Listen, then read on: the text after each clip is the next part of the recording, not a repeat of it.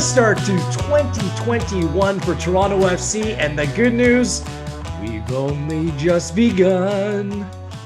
See that? You like that, Terry? Welcome to Touchline Talk as we go inside the Toronto FC team for insight, perspective, and taking you closer to the team as they continue from their home away from home. I am Gareth Wheeler, alongside my mate, my broadcast partner, and former Toronto FC midfielder, Terry Dunfield. I know that we're still buzzing after calling last night's Toronto FC 2-1 victory over the Mexican champions Club Leon on Wednesday, which puts Toronto FC in the final 8 of the Scotiabank CONCACAF Champions League. It also just so happens to be the eve of a new Major League Soccer season as well, the 26th in league history. And guess what? Your Toronto FC is kicking it off against their 401 derby rival in CF Montreal, 2 p.m. Eastern time on CTV and TSN. Joining Tel and I today, who better than the man who picked up his first win as head coach of Toronto FC? Congratulations to Chris Armas. Hello, Coach. How are you feeling? Good, Gareth. Good. Terry, thanks for having me on. Delighted to spend a few minutes with you all. And yeah, we're feeling great over here. We're surely, back to work at 10 a.m., 11 a.m. this morning, having the guys out there, especially the guys that needed to train. But yeah, we're feeling pretty good today and already focused on the next one. Terry and I were chatting this morning, and we were saying, like, coming down after calling a game like that, let alone playing or being a part of it intimately like you were, like, it takes us a while. So it's kind of a little bit of a sleepless night. Do you manage to catch some Z's? Do you manage to get some shut eye after a victory like that? Yeah, no, look, I know that so to speak, that high that you get on, like, I mean, it's as a player, you have it's hard to sleep. When you have coaches have, you win, you lose, it's the emotion, it takes time, but there was time. It was an early enough game, right? 6 p.m. By midnight, 1 a.m., I had to get some sleep because I knew, especially, I had to get up early and still had to figure out, 11 players in training, Jonathan Osorio back in the mix training, neutral player, and it's to run a good training session, right? We got a plan. We got to make sure we're there. So setting up the field, there was work to do, but yeah, it took a little bit of time to come down for sure. It's nonstop. Terry, did you spend your day on the couch? How did you unwind? Thanks, mate. No, a little bit of coach painting, watched the game back, and a lot of excited texts from our academy young players, just realizing that the dream's real and the opportunity's there and they can taste it and see their mates out there playing. It was so exciting for the young players. And it had to be exciting for you, Chris, seeing this come together the way that it did. I would never have called this mission against Club Leon impossible. It was improbable, though, based upon the context. In your wildest dreams, as you're piecing together a preseason, you're seeing players fall the wayside and other players emerge. Could you imagine in your own head that a result like this could have been possible?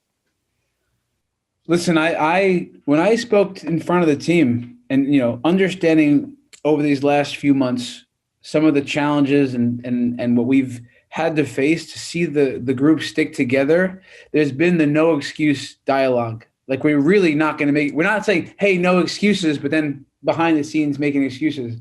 It's been, led by Michael, Bradley, and Josie. If you saw the way these guys have been talking to the team, if you see Josie last night talking to Ralph Priso before the game, telling him that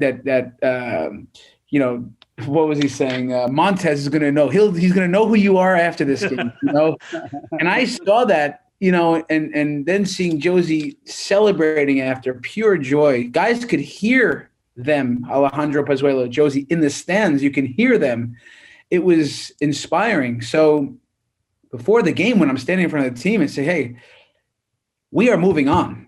We are moving on. And sometimes you might have to convince the players. They knew it. They knew we put ourselves in a spot to do so.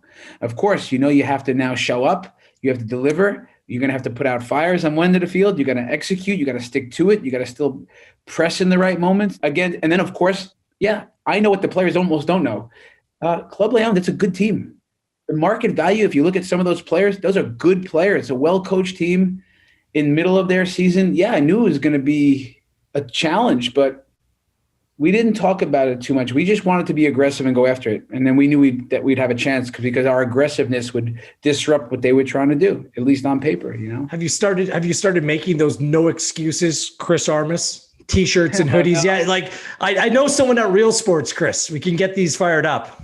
Listen, Gareth, we got to take one day at a time here, but that it's just a real approach every day. It's all about the work, and once you start kind of making excuses, it's that's what you do. You become good at that. You just find little ways to bail yourself out and set up for when you don't succeed, type of thing. So the t-shirts is a good idea. Someone else can help me out with that. I got too much to do. Chris, can we kind of walk through maybe the first 30 minutes of the game, and you can see the belief and the confidence you start to grow through the players. And we created 3 or 4 great opportunities. Noble's goal should have counted.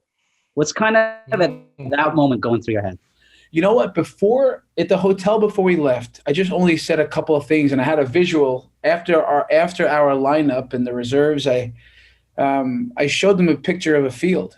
And our fields are, out here and back in at the last situation at the JW Marriott where we were training at Disney. The pitch has the lines, the vertical lines, so it has the vertical lines, but it also inside the 18-yard box, from the 6-yard line out, from the end line 6 out to the 18, it's this red box, right? So is it end up being something like 20 by 18, if you're with me, end line to the 18 and then 20 yards wide. It's red. And it's red because I've said from day one, we are going to ramp things up in terms of intensity and urgency. So in training, we're talking about defending the box a bit more. And I know that showed up in Leon. I saw guys throwing their bodies around, and we're going to change the way we look at defending in and around our box, specifically where most goals are scored in that area. On the other side, we're going to be structured in a way, and we'll talk through one of the goals, or both, that has a lot of these central overloads that when we get balls wide, we have a bunch of numbers crashing in, almost like a rule of 3. My point is that we've tried to create more urgency, and that's what I showed them, a picture of our training pitch. I'm like, guys, 2 things. Urgency. There's no other way you're going to win or lose that game today. There's urgency that's going to be required. Nothing new. And, I said the game, we have to play the game past midfield. Let's play the game in mid. We'll force mistakes. And again, unless someone tells me differently, there's no other way to score goals than to be in that half of the field. So that was the idea in game 1. It gets us a goal from pressing in game 1. And even in this game, we win the ball in game 2. Now, the other goals are a bit different. But so the first and then the last thing we talked about right at the hotel was, fellas, we have to have another start like that. And I reminded them, and in Leon, in the first 20 to 30 minutes, some say, and you guys saw it, I commented, you guys gave us that at least credit. Yeah, we faded in that game. It was hard, but in the first 20 to 30 minutes, Josie gets the header right away. Josie gets a chance that Larea whips in. He's offsides, but he whips in. He just misses wide. Josie gets a chance where Jacob chips it back post a little too far. Ralph Prizo smashes one over the bar. Michael Bradley hits one low and hard that the goalkeeper saves just wide. So you had about 6 or 7 good. Richie Larea gets in, tries to draw the penalty. Maybe he goes down easy, but he knows how to draw penalties. And I reminded him that was all in that first 30 minutes. So 1, let's have another good start. 2, this team gives up chances. And 3, they don't even know what they're going to get. We know that we can create against this opposition. So I wanted to give them the confidence, but really to have a good start and attack. We're going to attack. So, and then it played out that way, right? Listen, who the hell knows how it's going to show up? But we saw early on they're trying to challenge some balls behind us. Okay. And then we were hoping they would try to play out of the back. They didn't beat it. We were able to We changed the way we pressed. We stepped up on 2 strikers, and then we had some looks with 3. They weren't so sure because if they clipped some balls, we had a little plan, and the guys executed. We were just nervous from the perspective of if you give that team chances or if you don't take theirs or yours when you're playing against a desperate team, crazy things can happen. We see it all the time in football. And Okello had those 2 great chances. Then the goal got called back. Was there a period you need to settle down the guys and just say, look, the process is working, believe in it? Like, what was that talk like? Well, at halftime, we talked a lot about that, about we have to reset. We have to now, we talked about a few things that were working, but we also had to talk about some second balls and guys up the pitch as they're going direct. We have to come back into the game. There's little things that we had to do structurally, but the big one at halftime was, transition. We've created so many transition moments that we have to calm down a little bit. Whether it's, I'm not going to tell you guys that you have to take a touch, take X amount of touches, stay on the ball, we say. You don't have, every pass requires time, and we just need to calm down. There's more space than you realize. They're not taking the ball from you. These are unforced errors. So, and can we finish attacks over the end line? Can we finish our attacks? Can we take more shots? Can we try some more things that finish over the end line, preferably the goal line? But a bunch of times in the first half and the second half, our attacking transition became defensive transition. And this is, I say, calming down. But listen, guys, again, it's easy for me to say it when it's 85 degrees. They're dying out there. Like they're really, and it's hard. But, listen, in that game, that third and fourth goal with Air Force, right? Richie gets a big chance. Nick even comes and gets it. Jordan Pruzzi gets a chance. We had the set pieces were dangerous. There's all these chances, and now you say it's 2-0. Now it's 2-1, right? Like, man, you wonder, is this going to – and we had to dodge bullets to the very end. They're committing 5-6 guys on our back line. It seemed like – at least that's what it felt like, they were overloading. So – I kept saying, Mike Bradley's like this. I'm like, Mike, look behind you, man. There's 4 strikers. And he's like in hunt mode. And I'm like, there's no one up there. But in all reality, we talked on the sideline about going to 5 in the back. But with Justin out there at left midfield, it was helping Auto. And he was still like ready to put pressure on the ball. I didn't want to just take the pressure and in our minds go to this passiveness. I was running the risk a little bit, and we should have defended their goal better. Like Griffin's there and Rich is there. Richie could help and seal it in, but we didn't. He almost watched the play go by. But again, it's late. It's hard, and sure, 5 in the back would have helped solve that, but you may have taken more pressure. So. Terry, it's time to show off what you were doing today. Obviously, the game last night was on One Soccer. We had our own cameras there as well that kind of documented, maybe dictated how the game was being played from a different perspective. Chris, we'd love to walk through the goals with you. Terry, do you want to set this up, what we're actually going to look at here? And we'll have Chris walk us through the 2 goals that were scored last night. Yeah, it's pretty straightforward. Here's goal 1, and it's exactly what Chris spoke about at halftime. For listeners, people that are listening on podcast, you can go to our YouTube channel and watch all this unfold as Chris describes it. Take it away, Chris. All right, so can we rewind that a bit? And I'll just start from the beginning again. So we talk about playing in a net. So pause for a second, please.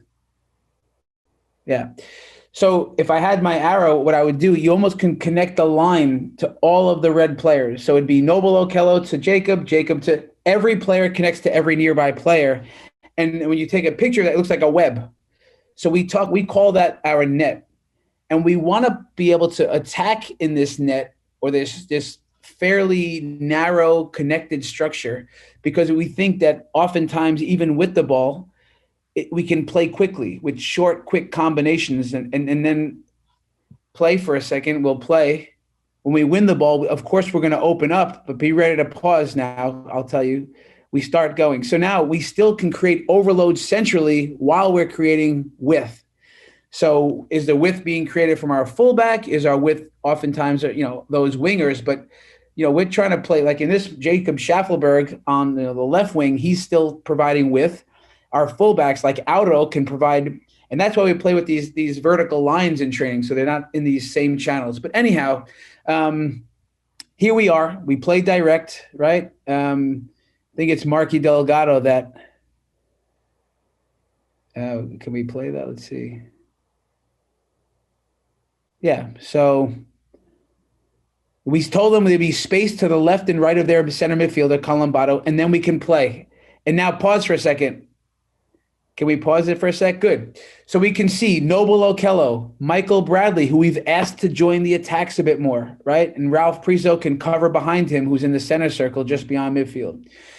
So in these moments now, you see that we have overload centrally. The game plan was the space left and right of their holding midfielder. They're playing a 4-3-3. We know is on. We say you're going to have space.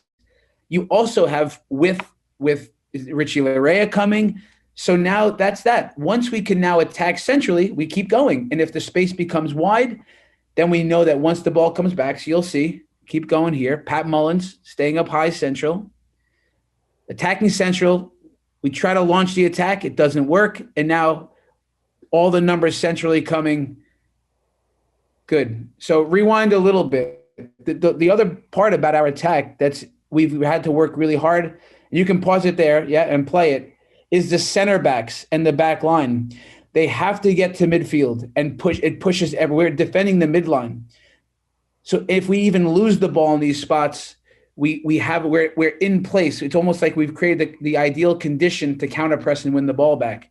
Now look, we're leaving 4 of the Leon players up at midfield, but we are being aggressive by committing numbers and having guys join an attack, especially Michael Bradley, who's been a big piece of our attack this year. We've challenged him this way. The last part, rewind this. 2 days before, please rewind it before Michael passes it, and we'll look at Jacob Schaffelberg's movement. We have something called OTM. It's on the move. We ask Jacob Schaffelberg now and these wingers to launch that attack. So we're really trying to get our wingers and these midfielders running behind and slashing and slashing and slashing. So, our assistant coaches were working with the players the 2 days before, and they would just catch it. Michael Bradley, take a touch, and Jacob would slash. We had mannequins, and they're working on this slashing movement. But the window closes, he opens up, boom, and now Pat Mullins. I mean, what a great pass from Jacob. Perfectly we call this the best pass in the game, our team. The one in and behind the back line of the opposition. You look, if you rewind it, what we say to any of the young listeners out there that get in these wide spots, right before he passes it. So go ahead, you can play it. I'll tell you when to pause it. So pause it now, please. So when Jacob looks up, we say, we understand, Jacob. As you take a touch, and when you look up, there's almost nothing on, right, by the penalty spot, because there's green, there's Leon players, and we're saying, no, it's on. Just put it there. It's the worst pass to have to defend across the face of goal, and if we can get guys running like Josie, like Pat, like Jordan, Io, and Michael, and these guys joining in, and look at our right back, Richie Larea. I mean, he's playing like a winger, central. So we're really trying to play this narrow structure, and then at moments, to be effective, we have to have width. So the pass that he hits in the end, play it, please. I mean, nothing looks on, but it's perfect, right? It's just the greatest pass in the game, we say. So, I mean, and listen, Jacob Schaffelberg, he comes off and he's almost in tears, giving me the longest hug. Like he's needed confidence. You can see he's told me he just lost his confidence and he needs it back. And we've seen the goal in training many times now with him on the one end of it. So really good goal with the ball in possession, attacking the space that we knew what was open, which was in the central areas, also in those wide areas. Well created, well described as well. Let's take a look at the second goal. Comes from being out of possession, winning the ball, and quickly pushing forward in transition. So we can bring up that. And obviously, this was the goal that puts you through to the final 8 of the Champions League. First thing I'd say, is as this gets going, if we just can appreciate, pause for a second, please. We talk about vertical and horizontal compactness, right? So you look at the space between Pat Mullins and Luke Singh and Omar Gonzalez, we're talking about defending the midline. this has been the biggest stressor for us. Our center backs and our back line just want to drop. And Leon wants to overload central with numbers like we do. But we talk about this structure being a 4-2-4, a 4-2-4. And of course, the 4 in the back is straightforward. The 6s are straightforward. But our left and right midfielder, the higher they can be right now, it's a more daunting, more imposing structure.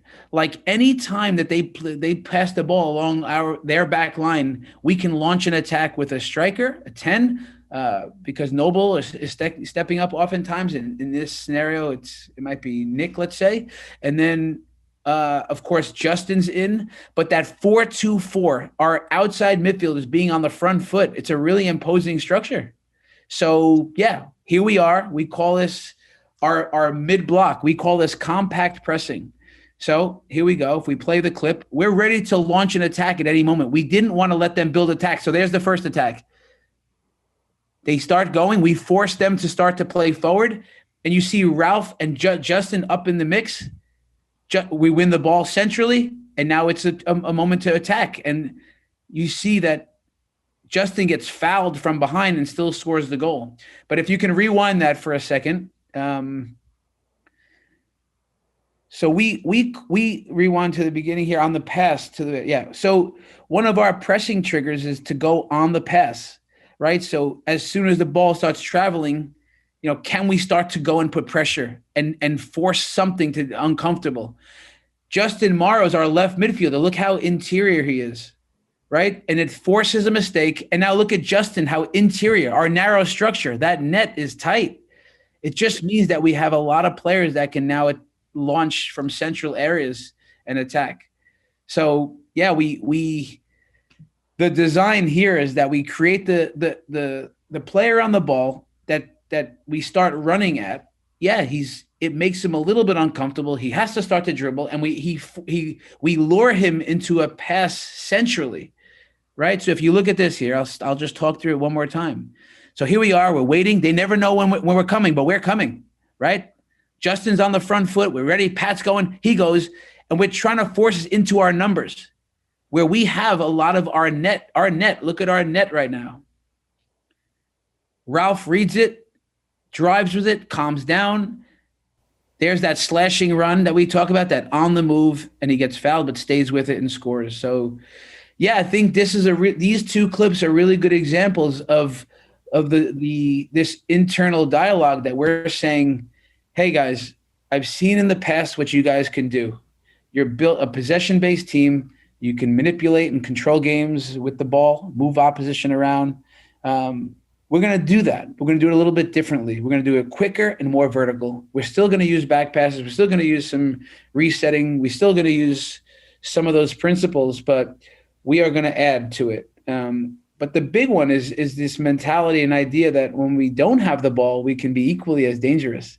And it's really funny, like some of the scenes that from training that we video and show the guys and the pressing, and when you have guys like Josie like leaning forward, and it's like it's better to have the mask on where I'm smiling underneath, because seeing Josie in this. I mean, Pat Mullins, like sometimes his arms are flailing. I'm like, what is he doing? Pat, what are you doing? This is not like the intimidating rugby, like the dance or something. The haka, yeah. So it's like, again, there's so many little along the way we can share some of these with you, like these little, we call them the terminology. We like, for if Josie's attacking and the ball gets played past him to the opposition 6, and he turns around and that player starts playing forward, but he sneaks behind and wins it, we call that a ball thief. So we have all these little terminologies that. So for the defenders, it's rest defense. For Josie, it's or that on the move. We have probably 20 or 30 that we start talking our language, and it's a little bit like, okay, I quiz the guys all the time, and every time I think I'm doing a good job, I'm like, okay, hey Omar, and he's like, what? He's nervous in the meeting. I'm like, when we're defending in a low block, what do we call that? Like defending in a low block. I'm like, no, what is the term for it? And I'm like, no, it's controlled pressing. Controlled pressing. We're still pressing. We're going to be aggressive, but we're controlling ourselves. So all out pressing, compact pressing, controlled pressing. So the next day I'm like, and this is called what? He's like, controlled pressing. Like he's right away, like, show. He didn't want to not know the answer. So ladrón de balón in Spanish is ball thief.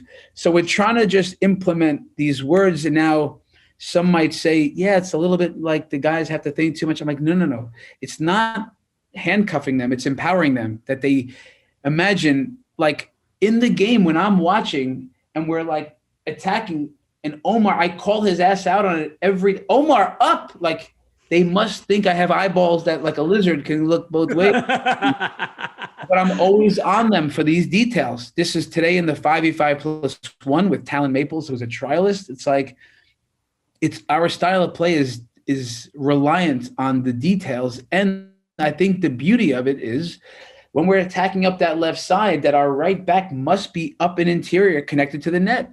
And if he's not, he hears it. And if not that, he sees it on video. And the better, I still think there's a lot of room to go and we have a lot of work to do, but then we'll learn. We will learn where we are vulnerable. Long balls, big switches, but we're going to try to get good at everything, you know?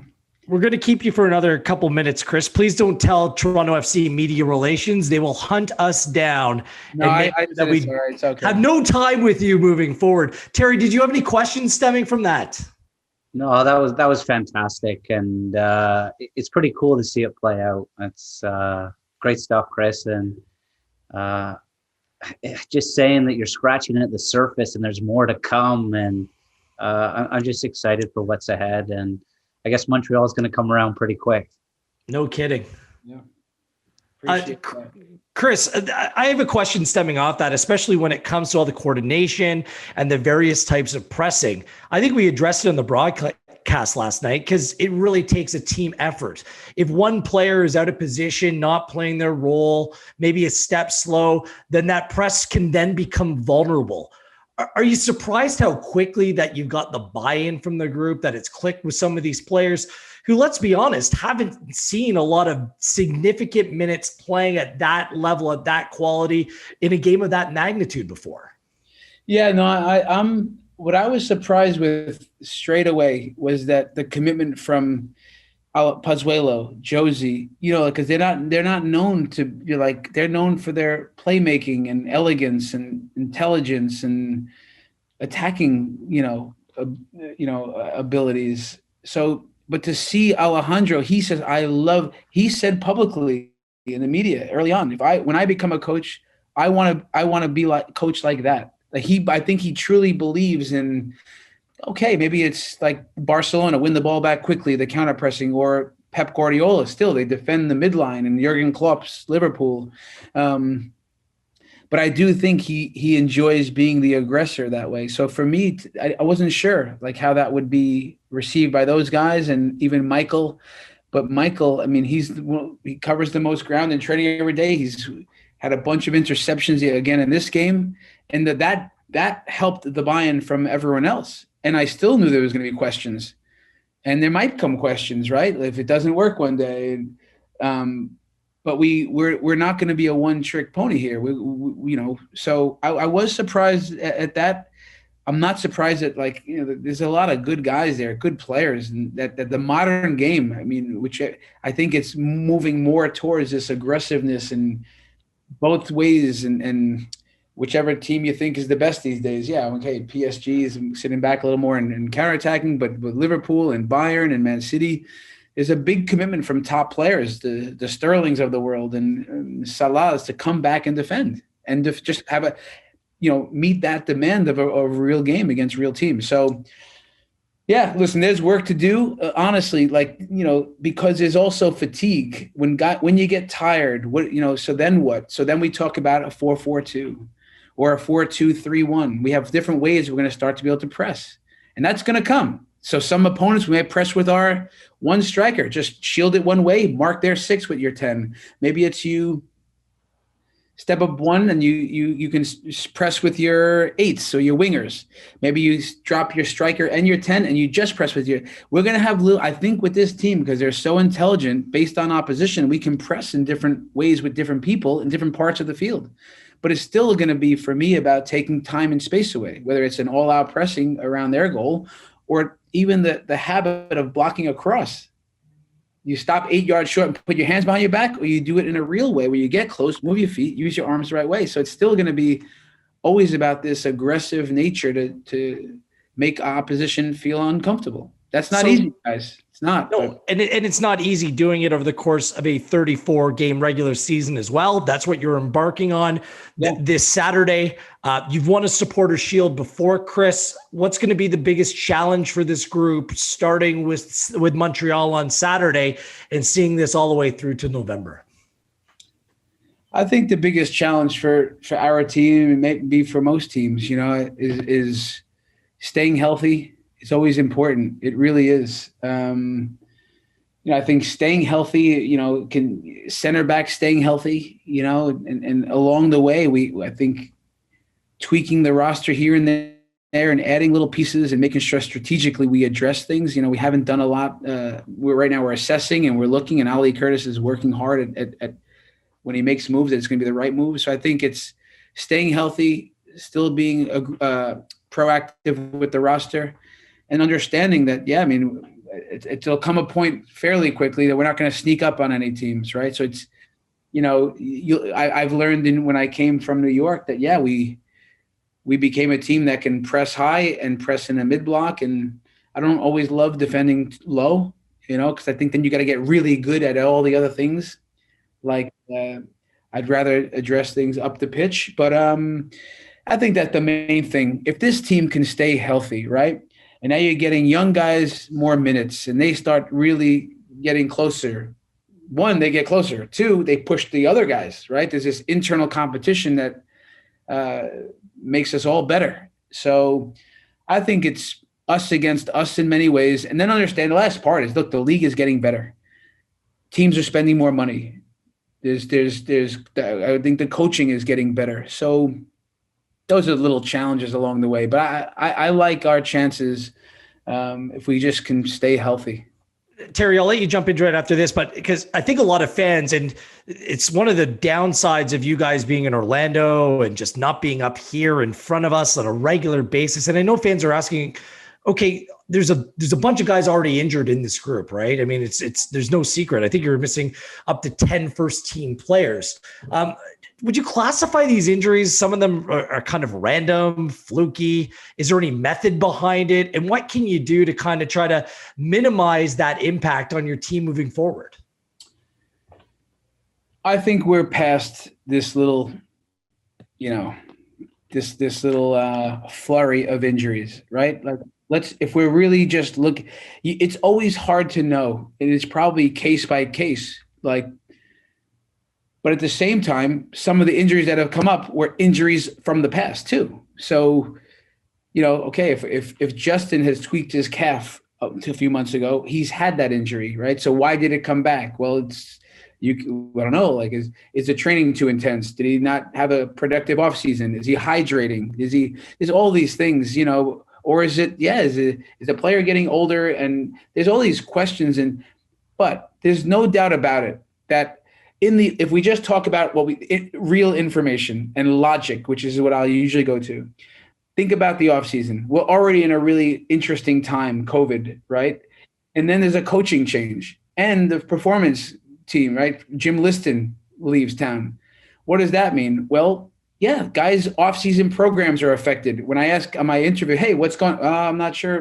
But things were not in a great place, that those players, they're kind of like in the balance where it's wondering and what's going on. And there wasn't a lot of follow-through and real follow-up, which you would normally be doing every week, checking in on guys. How's the program? Up, we're pushing and then we're offloading. That's how the offseason should go, the periodization to really prepare. That didn't happen, guys, right? Then guess what? The maniac, Chris Armas, comes to town. Now the first session, Michael Bradley says, Chris, in the meal room, he says, just curious, on a scale of 1 to 10, what did you What would you rate that in terms of intensity from what you're normally used to, Chris? Yeah, you see, I'm like, Mike, honestly, I think that was kind of tough for a day one. I think like an 8. He's like, okay. I'm like, what did you think? He's like, a 25. I'm like, I'm like, Mike, I mean, if it was 1 to 10 and it was hard, you'd say 11. Where'd you get to 25, man? You really say 25? 25, and the rest of the team feels like that too. Now, on that day, Justin gets a little tweak, and now we start pushing. We start training with intensity, tighter spaces, playing faster, thinking faster, processing, reactions, hunting the ball. We're playing with retention lines, playing long and narrow. Everything's going forward. It's chaotic. So, yeah, we push the demands. And part of that is like, yeah, guys, something's new here. And we're going to really – it has to be. It's changed. There's going to be pushback to change. I had to come with a vision that was exciting enough and urgency, and that's what we did. So now, as we get going, no one got hurt. It was one little it was like half inch. And then we had a 2-week. We got it going for 2 weeks. Everyone's loving life here. Things are going well. Hey, we love this pressing. Now we had a 2.5 week shutdown. COVID cases in our team. And now what does that mean? Oh, those guys can't train. Oh, what about the guys that are allowed outside? Oh, we're not allowed outside to run? Really? Yes, that's which was fine. That's just what it was. So now you have guys doing little workouts in their unit.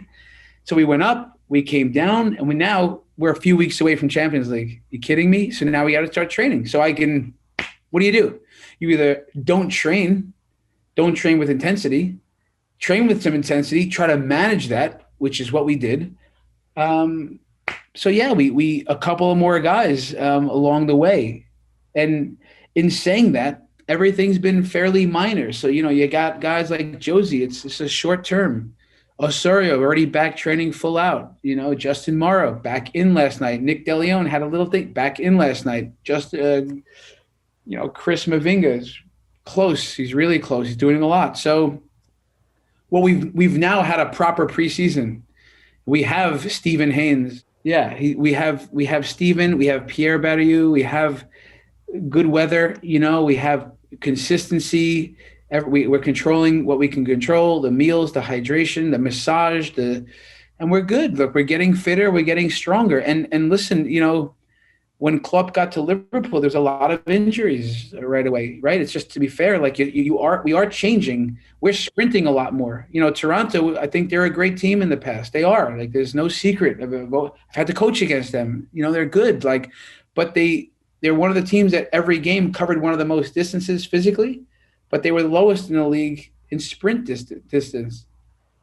So now it's a shock to their system a little bit. I'm asking them to sprint a lot more. Accelerations, decelerations, these high HIB track, high intensity bouts of accels and decels, and yeah, I'll have to balance this, guys, with rest and manage that, and drop the intensity on certain days, give some guys certain days off, or rotate the squat a little bit, change the tactic on certain days. So and use the 5 subs too. Like, this can help. So it'll take a team. It'll take the players doing their part, eating properly, sleeping, getting the massage. It'll take our staff doing it, me periodizing and planning properly, and our medical staff and performance team to try to keep guys. I think we got to keep pushing the limits, and I think we have to keep pushing the comfort zones and the physical limits. So then maybe if it's whatever it is, these 70 high accels and decels, maybe becomes 75, and we can start doing more of, so we're able to endure our style of play a bit more. But in terms of the injuries, I didn't expect us to have, it's a strange time for many reasons, but I'm glad that we're coming through. Good stuff. Terry, we got to let Chris run. Do you have a final thought, Terry? I want to finish on a positive note. Can we talk Luke Singh just quickly and what you thought of his performance? Yeah, listen, I like your academy kids, like our academy kids. I mean, we're thrilled for the young boys that got a chance last night. If you could see Jaquil, his face after the game, so happy for the young guys that got a chance, and Jaden, and it was amazing. Willow and Josie in there after. Those guys were happy for the young guys, but the young guys happy for the young guys. They're feeling like our academy kids. if they're listening to this, guys, you have a chance here. Your coaches are doing a good job to develop you. The owners and Bill Manning and Ali Curtis, they believe in the young players, and a head coach who I'm not just saying it. I'm going to play the young guys as long as they're ready to go, and we'll give them the chance. Luke Singh steps in, has a 4-day contract, right? Playing against one of the best teams in Mexico on short notice, like amazing, right? He's a player that has worked really hard. He had a few really difficult days in the bubble in Canada. He's late to plays. He's fouling Pozuelo. It's like craziness in training because we're asking him to be really aggressive, and now he's overdoing it. He's crushing people, and I'm like, listen, maybe if he's crushing the opposition, that might. But now he's hurting our own guys, and it took a few lumps early on, but he stuck with it. Kept going. Over time, he's, like I always tell the players, don't impress me. Don't impress your coach. Impress your teammates. You got to establish yourself with your teammates, and then I'll already be there. But he started doing that, and guys started taking note. Hey, what about Luke Singh? And then boom, no hesitation. Eric Zavaleta was carrying something. We get Luke out there, and what a task that was, right? Against a really good team. Forget about a good team, right? Like really clever attackers that they can wrong foot you. Their movements are good. They're technical. They're smart. They're overloading the back line. There's long balls. There's balls underneath. There's shifting moments. So I think he really, really did well. The challenge now, and for every young player, it's important that they know, and for Luke, and this will be a reminder that those performances are amazing. But now the challenge is to how can you repeat that? Repeat that like, I don't know, 3 or 4 more thousand times in the next 10 years, like in training every day. You got to bring that focus and intensity and alertness, right? And that's the challenge for young players. And then the more you can do that, you establish yourself and become a big player. I'll remind them, Michael Bradley, Terry, he sits after training. When these guys are back in their unit, they walk 10-minute walk back to the hotel here. He's still at the field polishing his boots. He's a pro. These guys, if they just watched him every day, the way he eats, the way he's a pro, and they watch. So they're going to keep learning. We're going to keep guiding them. Awesome. This has been great. I finally met my match in terms of energy. I thought I was up here, but now I realize the work that I need to put in, Chris. I don't know what you want to call it, Armas ball, what have you. No excuse. Coffee, yes. I have that vice as well, to say the least. Honestly, it's such a bright start to what's going to be such an exciting season for you and the group. I congratulate you on advancing. Looking forward to Cruz Azul coming up at the end of the month. But first, Montreal, Saturday afternoon. We'll remind our listeners, our viewers, 2 p.m. Eastern time, Toronto FC and CF Montreal. It's Chris. It's his first 401 derby. The Hudson River stuff, that's child's play. This is the real deal here, north of the border, which is kind of south of the border this time around. 2 p.m. CTV and TSN. Thanks so much for doing this, Chris. You're welcome back on anytime, pal. My pleasure, guys. Thanks for having me. Good stuff, Dunfield. I think it's our best podcast we've ever done because it's the fewest words that you ever got into a podcast, Terry. No, it's all good. I love that. Impress your teammates. What a nugget that is. Thanks, Chris. We said enough last night. This has been Touchline Talk. I'm Wheels, he's Dunfield, and that was Armas. Join us next time right here on Toronto FC social channels.